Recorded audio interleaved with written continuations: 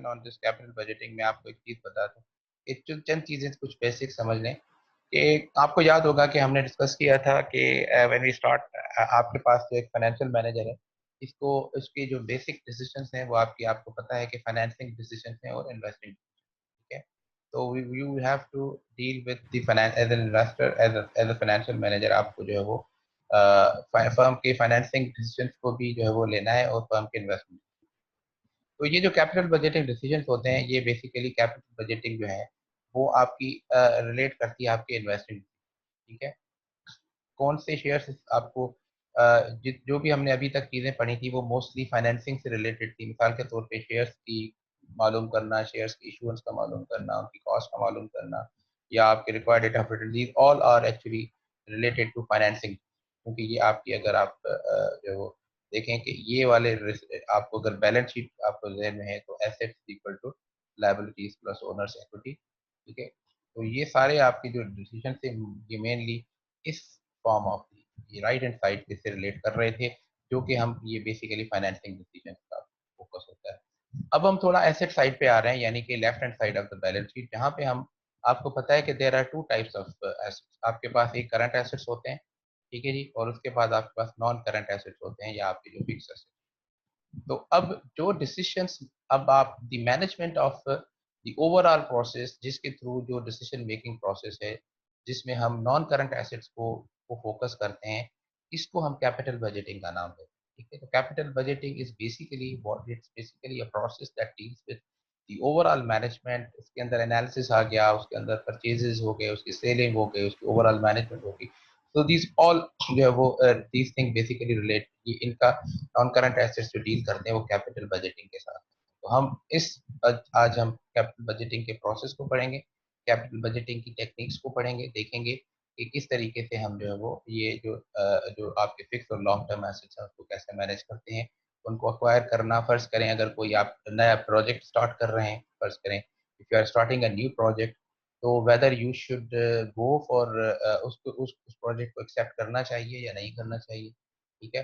तो you have got some criterion आपके पास होना चाहिए जिस पे आप प्रोजेक्ट्स को एक्सेप्ट या रिजेक्ट करें।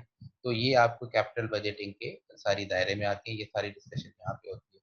तो लेट्स स्टार्ट। ओके। तो अब आप ये समझे, तो पहले तो हम डिस्कस करेंगे कैपिटल बजटिंग प्रोसेस, समझेंगे कैपिटल बजटिंग है क्या।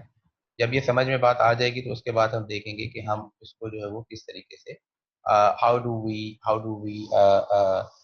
Generate the investment project proposals एक कंपनी के अंदर, एक लार्ज बिजनेस के अंदर। कैसे मैं देख, एक मल्टीनेशनल फर्म है या आपकी जो है वो बहुत बड़ी फर्म है, कॉरपोरेशन है, कंपनी फॉर्म ऑफ बिजनेस है, पब्लिक लिमिटेड कंपनी, उसके अंदर इन्वेस्टमेंट प्रोजेक्ट्स के प्रपोजल को किस तरीके से लाया जाता है और उनको वो प्रोसेस क्या होता है, उसको थोड़ा देखेंगे। और उसके बाद project evaluation and selection. Project evaluation और सिलेक्शन से हमारे मुराद है कि अगर आपको प्रोजेक्ट के बारे में डेटा प्रोवाइड की जाए तो तो फिर आप किस बेसिस पे डिटरमिन करेंगे कि प्रोजेक्ट हमें एक्सेप्ट करना चाहिए या उसे reject.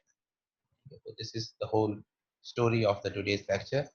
Okay, now what is capital budgeting. पहले तो थोड़ा इसको हम सिस्टमेटिकली डिफाइन कर लें कि ये कैपिटल बजटिंग है क्या। देखिए, capital budgeting is what, capital budgeting is the process of identifying, सबसे पहले identifying, analysing and selecting investment projects whose returns cash flow are expected to extend beyond 1 year। तो पहली बात तो ये है कि उसके cash flow extend to beyond 1 year, यानी कि ये लॉन्ग रन में आ गए, ठीक है। पहली बात तो ये समझ लें कि विद इन 1 ईयर होते हैं तो आप, वो आपको पता है कि करंट एसेट्स के उसके दायरे में आते हैं, लेकिन ये आपके बियॉन्ड 1 ईयर है। तो ये हम बात अब किन प्रोजेक्ट्स की कर रहे हैं, किन एसेट्स की कर रहे हैं जो कि लॉन्ग रन है या जो नॉन करंट एसेट्स, ठीक है। पहली बात तो ये समझ लें। अब उसकी फिर हमें क्या क्या करना पड़ता है, what do we have to do.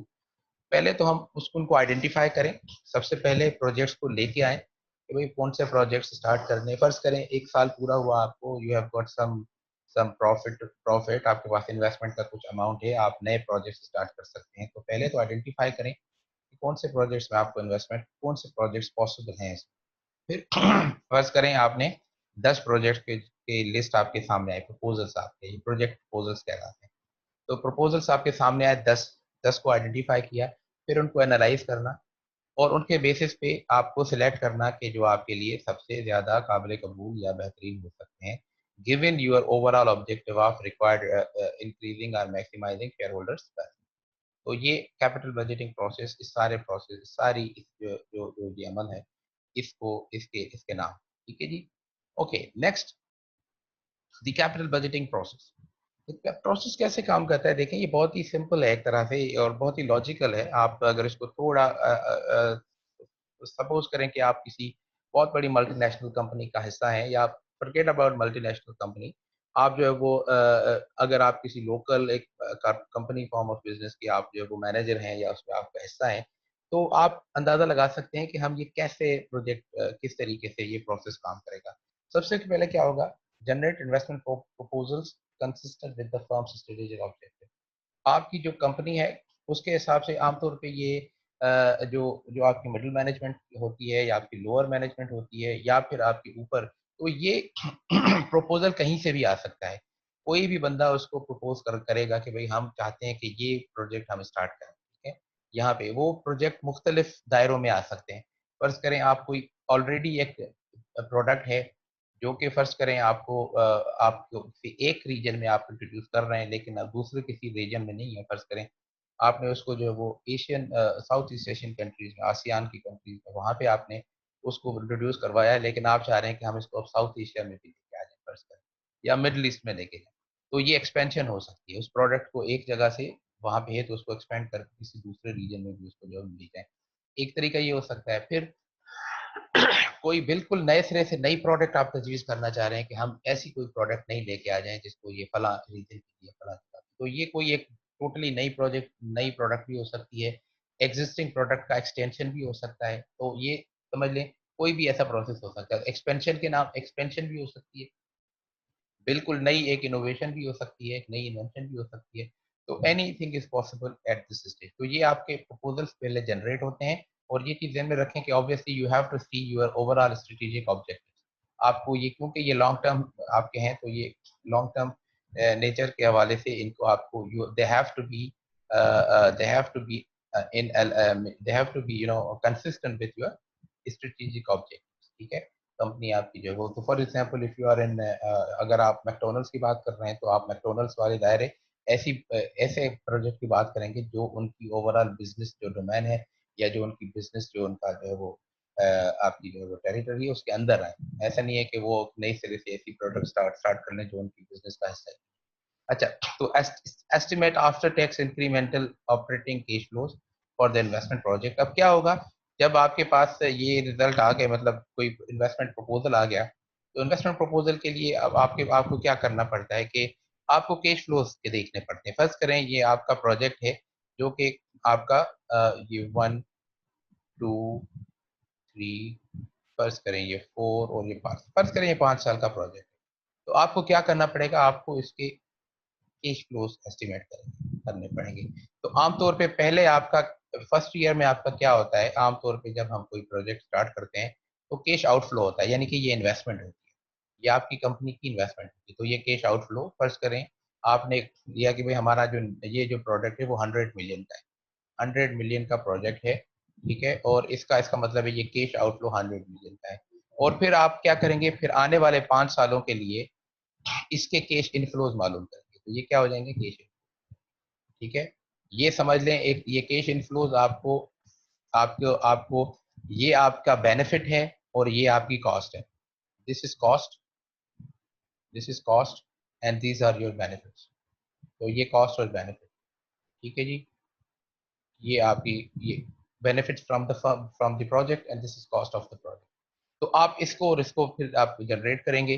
जब ये आपके सामने हो गई तो evaluate project on the cash flow और प्रोजेक्ट इंक्रीमेंटल कैश फ्लो। तो आप फिर इनको क्या करेंगे, इनको इवेल्यूएट करेंगे। अब सिंपल सी बात है, आपके लिए जो डिसीजन क्राइटेरिया क्या होगा, अगर फर्ज करें कॉस्ट ज्यादा है बेनिफिट से, आप 100 मिलियन ले रहे हैं और ये आपकी जो कॉस्ट है फर्ज करें ये वाली जो आपके इनफ्लोज हैं वो कुछ इस तरीके से हैं कि उनकी कॉस्ट जो बेनिफिट्स हैं वो 100 मिलियन से कम है, फर्ज करें वो 80, वो जो 80 मिलियन हो गए, तो आपको क्या आप इस सूरत में ये प्रोजेक्ट एक्सेप्ट करेंगे?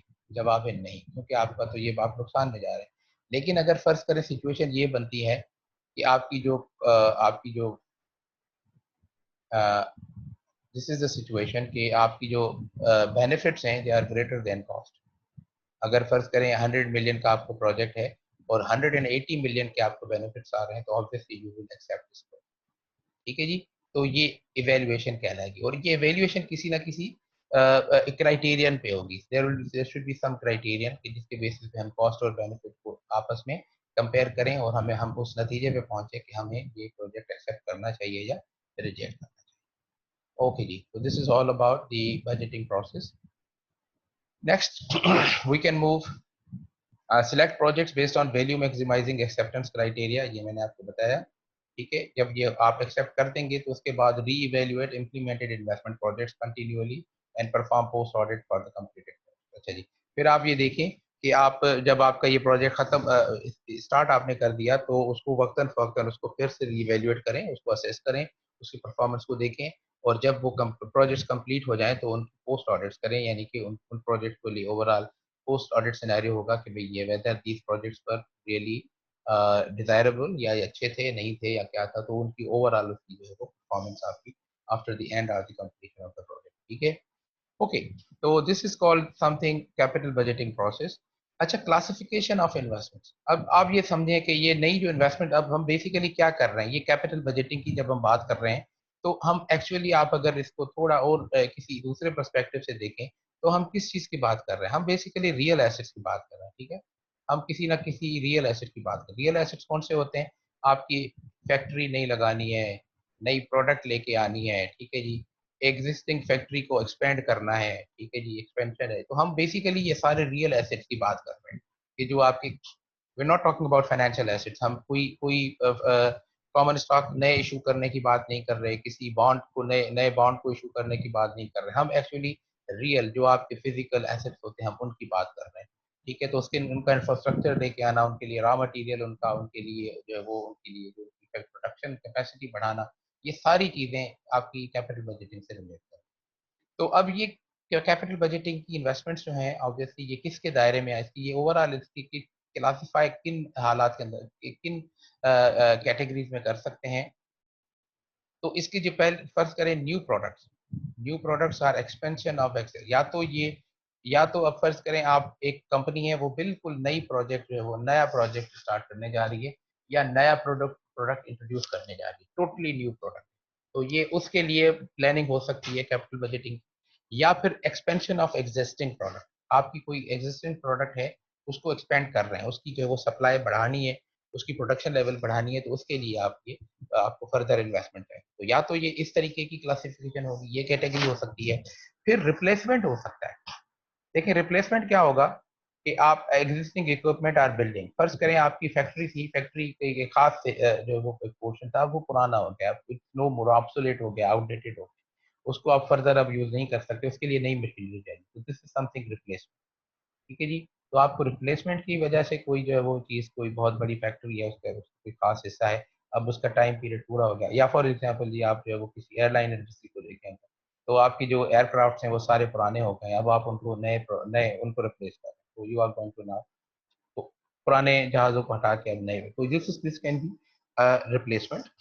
ठीक है, इस रिप्लेसमेंट के अंदर ये होगा कि आपकी एक्सपेंशन भी नहीं होगी, या कोई जो आपकी बिजनेस का है, जो आपकी बिजनेस की ओवरऑल स्कोप है वहीं का वहीं रहेगा, एक्सपेंशन में वो बढ़ जाता है। ठीक है जी, नई प्रोडक्ट ज़ाहिर आएगी उसकी सूरत में भी बढ़ेगा, लेकिन रिप्लेसमेंट में आपका वही रहता है, लेकिन रिप्लेसमेंट हो गया। Research and development.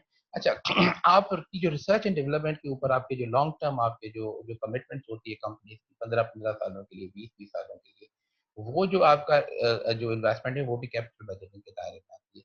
फिर एक्सप्लोरेशन हो सकती है, फर्ज करें आपकी जो ऑयल कंपनीज हैं ये नए जाके डिग करती हैं, नए ऑयल वेल्स वगैरह करती हैं, उनको देखती हैं जाके, एक्सप्लोरेशन, स्पेशली ये मिनरल्स के अंदर फिर आप जाके एक्सप्लोरेशन करते हैं जो है वो मुख्तलिफ माइंस की, और ये वो, तो ऐसे किस्म के प्रोजेक्ट्स भी आपके इन्वेस्टमेंट आपकी कैपिटल बजटिंग के आते हैं। ठीक है जी। अच्छा, फिर अदर, ये फिर सेफ्टी और पोल्यूशन रिलेटेड, कभी कभी ये होता है कि आपको फेडरल गवर्नमेंट की रिक्वायरमेंट आ गई, कुछ एजेंसीज की रिक्वायरमेंट आ गई, इसके तहत आपको कुछ खास ऐसे प्रोजेक्ट स्टार्ट करने हैं, या उनकी जो आपके एग्जिस्टिंग प्रोजेक्ट है उनमें इस तरीके से उन मॉडिफिकेशन करनी है कि उनके सेफ्टी और पोल्यूशन रिलेटेड उनके एस्पेक्ट्स को कम करना है।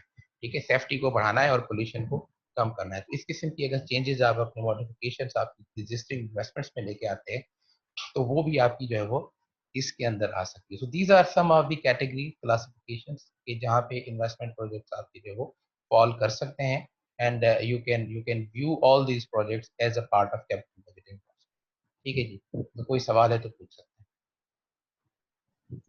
एक्सक्यूज मी सर, एक आमतौर पे होता ये है कि जब भी देखें, मोस्टली तो ये होता है कि जो लॉन्ग टर्म प्रोजेक्ट्स होते हैं वो आप वो जो टॉप लेवल पे मैनेजमेंट होती है वही डिसाइड करती है मेनली। देखें वहाँ से ही प्रोजेक्ट्स आपके जो जो आइडियाज जनरेट होते हैं वहाँ पे उनको इवेल्युएट किया जाता है, देखा जाता है उनकी जो एक्सपर्ट टीम्स होती हैं मुख्तलिफ डिपार्टमेंट से, फाइनेंस से, ऑपरेशन से, आप सॉरी आपकी एडवर्टाइज मार्केटिंग से, फिर आपकी एचआर रिलेटेड, उसके बाद फिर आपकी जो मैन्युफैक्चरिंग या इंजीनियरिंग आपका जो सेक्शन होता है वो, तो ये सारे लोग एक्सपर्ट्स मिलके, लीगल टीम आपकी होती है, ये सारे लोग मिलके आपस में प्रोजेक्ट्स को जो है वो जो आते हैं उनको इवेल्युएट करते हैं।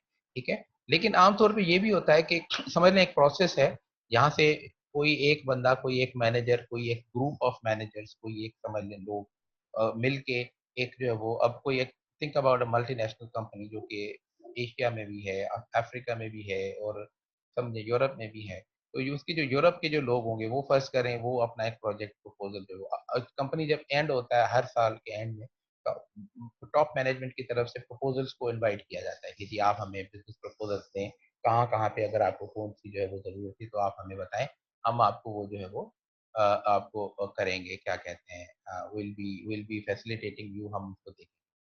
That's it. ये यहाँ तक बात तो क्लियर। फिर क्या होता है कि वो फर्ज करें यूरोपियन आपकी जो जो जो विंग है वहां से कुछ प्रपोजल्स आ गए, एशिया के आ गए, तो ये आपके मुख्तलिफ जगहों से प्रपोजल्स आपके पास कलेक्ट हुए। ठीक है, तो जब ये फिर आहिस्ते आहिस्ते अपर चलते जाएंगे, उनको इवेल्युएशन किया जाएगा स्टेज बाय, आखिर में जाके वो आपकी बोर्ड ऑफ डायरेक्टर्स में या प्रेसिडेंट के पास पहुंचेंगे, बोर्ड ऑफ डायरेक्टर्स में फिर उनको वहां पे फाइनलाइज किया जाएगा, फिर उसको ग्रीन सिग्नल मिलेगा कि फर्ज करें जी इनमें से ये जो 15-20 प्रोजेक्ट हैं उनको ओके कर। ठीक है, तो सेक्शन चीफ के थ्रू आ सकते हैं, प्लांट मैनेजर्स के थ्रू आ सकते हैं, फिर ये वीपी फॉर ऑपरेशन ये इवेल्युएशन के लिए जाएंगे, फिर कैपिटल स्ट्रक्चर कमेटी उसको देखेगी, प्रेसिडेंट के पास जाएंगे, फिर बोर्ड ऑफ डायरेक्टर से फाइनली ये जो वो उनको अप्रूवल आएगा। तो ये समझ लें एक प्रोसेस, इस तरीके से एक फ्लो प्रोसेस है जो कि कहीं ना कहीं से स्टार्ट होगा, फिर हायर हायर हायरार्की में अपर लेवल पे चल के आखिर में बोर्ड ऑफ डायरेक्टर्स तक पहुंचेगा और उसके बाद जो है वो उसको फाइनली एक्सेप्ट या रिजेक्ट किया जाएगा। ठीक है जी, तो एडवांसमेंट टू द ठीक नेक्स्ट है। Level depends on the cost and strategic importance. आप देखें आपकी कॉस्ट को मद्देनजर रखा जाता है और उसकी इंपॉर्टेंस को, यानी कि सिंपली आप देखते हैं उसकी कॉस्ट क्या है और उसके बेनिफिट्स। तो अगर आप उसकी कॉस्ट और बेनिफिट, अगर बेनिफिट ज़्यादा हैं तो आप उसको जो है वो एक्सेप्ट करते हैं, अदरवाइज उसको फिर आपको जो है वो किसी ना किसी स्टेज पे आके उस प्रोजेक्ट को ड्रॉप कर दिया जाता है। जो एलिजिबल होते हैं, जो ज़्यादा एफिशिएंट या इफेक्टिव प्रोजेक्ट्स होते हैं, प्रपोजल्स होते हैं, वो आगे तक जाते हैं और फिर आपस में उसको जो है वो फाइनलाइज भी किया जाता है। ठीक है जी। अच्छा, इसमें फिर एक चीज बता दूं, ह्यूमन फैक्टर, ज़ाहिर है ह्यूमन फैक्टर बहुत बड़ा रोल प्ले करता है इसमें। हम सब सारे हमारे जो है वो ये जो रियल लाइफ में क्या होता है, तो हम सब जो है वो मिसाल के तौर पे मैंने एक प्रोजेक्ट अगर मैंने प्रपोज किया है तो मैं तो समझूंगा कि सबसे बेहतरीन प्रोजेक्ट ये है, ज़रूरी नहीं है कि आपकी नज़र में वो अच्छा हो। तो जो कंपनीज होती हैं उसमें अंदर लॉबिंग भी होती है, ग्रुपिंग भी होती है, अपने अपने हिसाब से हर कोई मैनेजर चाहता है कि हमारा प्रोजेक्ट जो है वो एक्सेप्ट हो जाए और ये वो, तो इस किस्म की चीज़ें होती हैं जो रियल लाइफ में हमें पता है कि वो पॉलिटिक्स होती है, इंटरनल ऑर्गेनाइजेशन पॉलिटिक्स वगैरह का हिस्सा। लेकिन overall obviously company has to decide in the best manner, in the best interest of the overall shareholders and for itself. तो हम ये अज्यूम करते हैं कि जो बेस्ट प्रोजेक्ट्स हैं वही आखिर में फाइनलाइज होते हैं। Although this is debatable, it is actually the best. It is actually the one which was in the interest of the firm, or it was in the interest of personal some few individuals. Okay. तो चलें जी, हम project evaluation, अब project evaluation के ऊपर आते हैं। जो हम इस सारी चीज़ में जो इम्पोर्टेंट चीज़ है वो है how to evaluate projects, projects को कैसे